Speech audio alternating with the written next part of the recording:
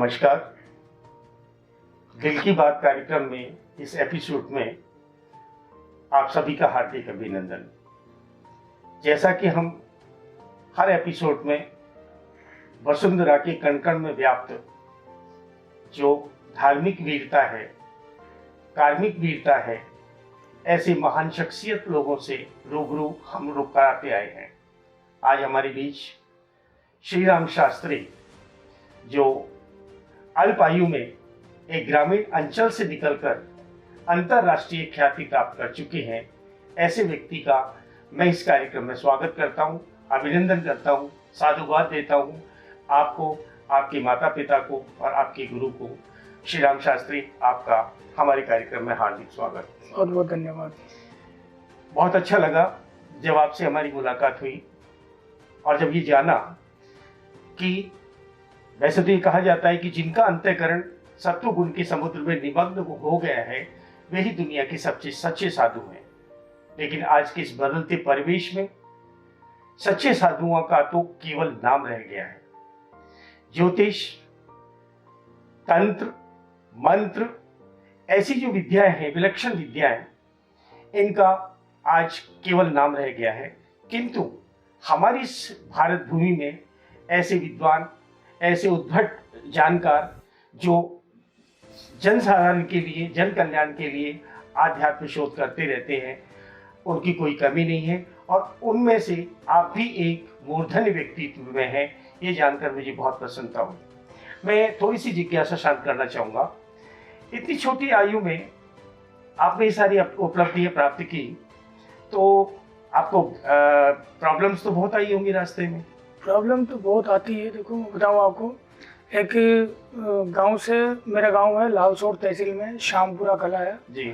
वहाँ एक हनुमान जी का बहुत बड़ा विशाल मंदिर है जहाँ देश विदेश से भी लोग आते हैं और तत्काल हनुमान जी महाराज का स्थान है। लेकिन मेरी शुरू से ही ये आस्था थी, मैं लोगों को भागवत कथा करते हुए टीवी पे देखता था बचपन में जी। तो मुझे ऐसा लगा कि शायद मैं भी मेरे दादाजी वगैरह से, परिवार लोगों से कहता था कि मैं भी एक दिन ऐसे ही कथा करूँ और लोग मुझे सुने जी। तो हमने गांव में से, करीब छोटा था जब से मैं निकल के, और 8वीं क्लास के बाद में पढ़ के और मेरी बाहर जाने की इच्छा ही, फिर मैं जयपुर में कनक घाटी ओम नारायण जी त्रिपाठी है जी, जो BM बिरला फाउंडेशन के अभी प्राचार्य हैं, उनके पास में आके मैंने ज्योतिष पढ़ी। फिर वहाँ पे मैंने कुछ उनसे वेद वगैरह, यजुर्वेद वगैरह पढ़े, पूजा पाठ कार्यक्रम इत्यादि सीखे। उसके 2 साल 2.5 साल पढ़ने के बाद में मेरी एक ललक हुई कि मेरा जो सपना सोचा हुआ था कि मैं लोगों को कथा सुनाऊं और मैं टीवी पे कथा करूं या कथा करूं, तो वो सपना तो मेरा रह ही रहा है। इसमें तो अपन लोगों को यही सिखाते हैं। फिर मेरा प्लान बना और मैं श्री वृंदावन में गया। मथुरा और वृंदावन के अंदर मैंने वहाँ 3 साल श्रीमद् भागवत कथा का निरंतर कोर्स किया। और कोर्स करने के बाद पहली श्रीमद् भागवत श्री राम वृंदावन में की, दूसरी श्रीमद् भागवत कथा मैंने मेरे ही गांव के अंदर की जी। और गांव से एक अच्छा आशीर्वाद मिला, सम्मान मिला। उसके बाद काफ़ी कथाएं राजस्थान के अंदर, कई जगह पे, कई जिलों में, कई राज्यों में। राजस्थान के अंदर तो करीब 2, 4, 5, 10, 20 कथाएं मैंने लगातार निरंतर की है। तो उस दिन से मैं अपने आप को समझता हूँ कि शायद मैंने जो सोचा वो मैंने पाया। शास्त्री जी, आप तीनों लोकों की अधिष्ठात्री जगत जननी माँ सरस्वती के आशीर्वाद से माला माल हैं जी। कथा के अतिरिक्त जो हमने आपकी ख्याति सुनी है, जैसे आपने राजस्थान सरकार की एक बहुत बड़ी उपलब्धि, जिसको हम कहते हैं हमारी विधानसभा, जहाँ से पूरे राज्य का संचालन होता है और देश विदेशों में हमारे यहाँ के संदेश पहुँचते हैं, हमारी सरकार यहाँ से चल रही है। जब नई विधानसभा का निर्माण हुआ था तो हमने सुना था कि यहाँ पर बहुत सारी विसंगतियाँ थी, बहुत सारी विवादात्मक स्थिति थी और इसमें ये कहा जाता था कि ये जो भूमि है ये वास्तु की दृष्टि से बिल्कुल विपरीत है और भूत प्रेत आदि का भी इसमें साया रहता है, क्योंकि बिल्कुल पास में शमशान घाट है, मोक्ष धाम है। तो जब ये निर्माण हो चुका, बावजूद उसके अब उसको मिटाना तो था नहीं, फिर भी आपने इसमें जो सहयोग दिया, हम उसके बारे में थोड़ी सी जानकारी करना चाहते हैं। देखो, उसका मैं बताऊं, 2019 की बात है, जब ये क्या हुआ था कि एक बहुत ज़्यादा मार्केट में एक अफवाह उठ गई थी। उससे पहले कुछ नहीं था, सब आ रहा था, जा रहा था, सारा काम चल रहा था, सब कुछ ठीक था। कोई ऐसा प्रकरण नहीं आया सामने। 2019 के अंदर एक ऑटोमेटिक ऐसी हवाएं मार्केट में पनपने लगी कि राजस्थान विधानसभा भूत प्रेत आत्माओं से घिरी हुई है, ये शमशान भूमि में बनी हुई है, इसके अंदर कोई तांत्रिकों के द्वारा कुछ किया हुआ है, पता नहीं वास्तु दोष है, ऐसी कई प्रकार की चीज़ें सामने आई। उसके अंदर कई लोगों ने, कई तांत्रिक भी आए, कई वास्तु दोष वाले भी आए, उन्होंने भी ये स्टेटमेंट अपने सोशल मीडिया पे दिए कि ये भूत भविष्य भूत में है, ये प्रेत बाधा है, ये वास्तु दोष में है, मतलब कई प्रकार की समस्याएं आई उसमें सामने। हमने भी हमारे सोशल मीडिया के ऊपर एक स्टेटमेंट जारी किया कि ना तो इसके अंदर कोई प्रेत बाधा है, ना इसके अंदर कोई भूत बाधा है, ना इसके अंदर कोई ऐसी अनिष्ट शक्ति है, और ना ही इसके अंदर कोई वास्तु दोष है। इसके अंदर सिर्फ यह है कि 2019 का जो बजट सत्र आएगा उसके अंदर पूरे 200 के 200 विधायक एक साथ इसमें बैठेंगे, जो कि आज से पहले 2019 से पहले नहीं बैठे थे। बिल्कुल बिल्कुल, ये इतिहास रहा है, नहीं बैठे थे, इसमें इतिहास रहा है इसका। लेकिन कई लोगों ने सरकार से कि इसके अंदर इसका हवन कराओ, इसके अंदर ये करवाओ, इसके अंदर वो करवाओ।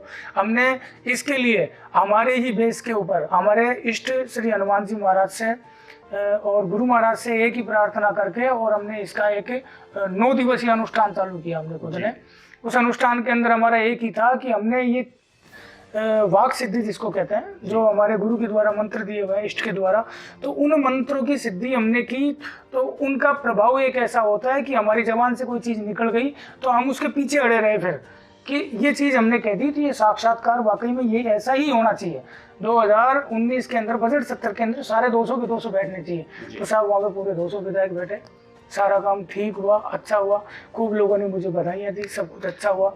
बहुत बड़ी बात कही आपने, और ये सच भी है कि तीनों लोकों के महानायक देवादिदेव महादेव नाथ के साक्षात प्रतिरूप जो पवन पुत्र हनुमान जी हैं, आप उनके श्री चरणों के सानिध्य में बैठने वाले पात्र हैं।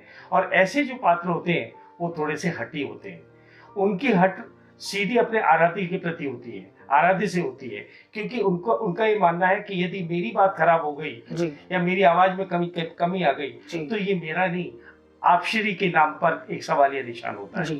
और भगवान की भी एक प्रकृति होती है, कहते हैं कि वो एक बहुत अच्छा वो है, प्रबल प्रेम के पाले पड़कर प्रभु को नियम बदलते देखा, अपना मान भले टल जाए भक्त का मान ने टलते देखा। तो आप तो उन हनुमान जी के परम भक्त हैं, आपका मान कैसे टल सकता था, जहाँ आपके गुरुदेव की कृपा आपके साथ, पवन पुत्र हनुमान जी की कृपा आपके साथ, एक बहुत बड़ी उपलब्धि है। और आज इस उपलब्धि को हम हमारे पांडित्य जीवन में बहुत अच्छे ढंग से विश्लेषण करते हुए हम अपनी कौशल रुचि करते हैं कि हमारे ब्राह्मण समाज में, हमारे ब्राह्मण परिवार में हमारे अपने ही लोग इतनी शक्तियां प्राप्त कर चुके हैं। एक बात और मैं पूछना चाहता हूँ, ये जो आपको प्रेरणा प्राप्त हुई, इस प्रेरणा के प्रारंभ में जो समस्याएं आई थी वो तो आपने संक्षिप्त में बता दी, लेकिन जिनके ग्रह नक्षत्र और जिनके वास्तु के क्षेत्र में भी आपने बताया कि ग्रह नक्षत्र बिल्कुल कमजोर पड़े हो, विपरीत स्थिति होती हो, क्या इस क्षेत्र में भी आप पवन पुत्र हनुमान जी का आशीर्वाद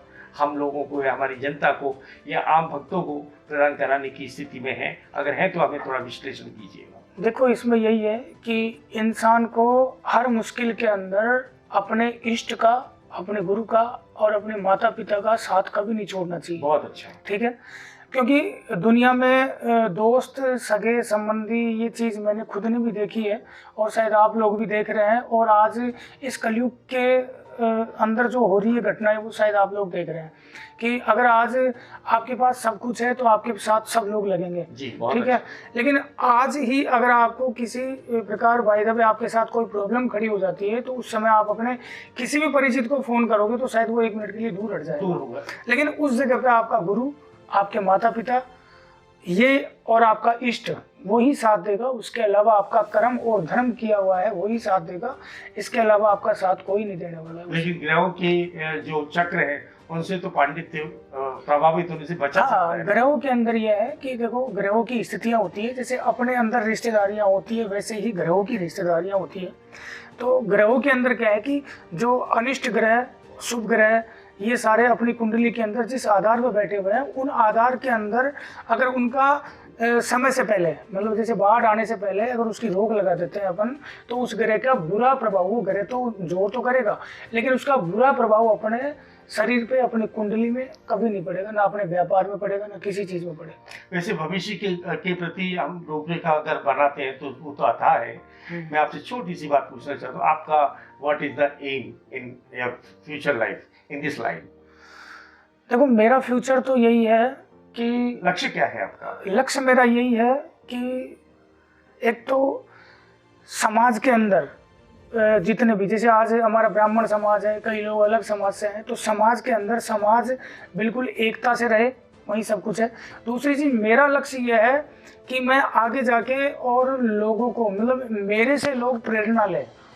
कि एक वो लड़का था जो गांव से निकला था, उसके बाद में उसने ये किया वो किया, बहुत संघर्ष करके आज जिस सिटी पे मैं हूँ, आज मेरा भारत देश नहीं, राजस्थान राज्य ही नहीं, मेरा देश और विदेश के अंदर भी मैंने कई काम किया है। विदेश, अभी जैसे थाईलैंड में अभी 24 मई को थाईलैंड से आया हूँ मैं। एक नॉर्डेक कंपनी का एक कार्यक्रम था, उसके अंदर मेरा सारा वहाँ अपने राजस्थान की संस्कृति से मैंने पूजा वगैरह, ऑफिस का उद्घाटन वगैरह कराना, सारा काम। मतलब मैं सिर्फ अपने राजस्थान की, अपने हिंदुस्तान की संस्कृति को ऊपर देखना चाहता हूँ, ये मेरा एक लक्ष्य है हमेशा। बहुत सुंदर।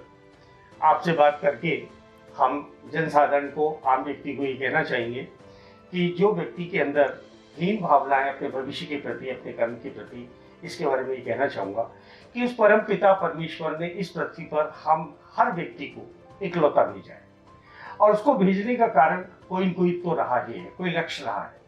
और जब लक्ष्य रहा है तो हम अपने आप को कमजोर ना समझें, क्योंकि हम उस परम पिता परमेश्वर की एक ऐसी कृति है जो विशेष लक्ष्य को लेकर इस पृथ्वी पर आए हैं।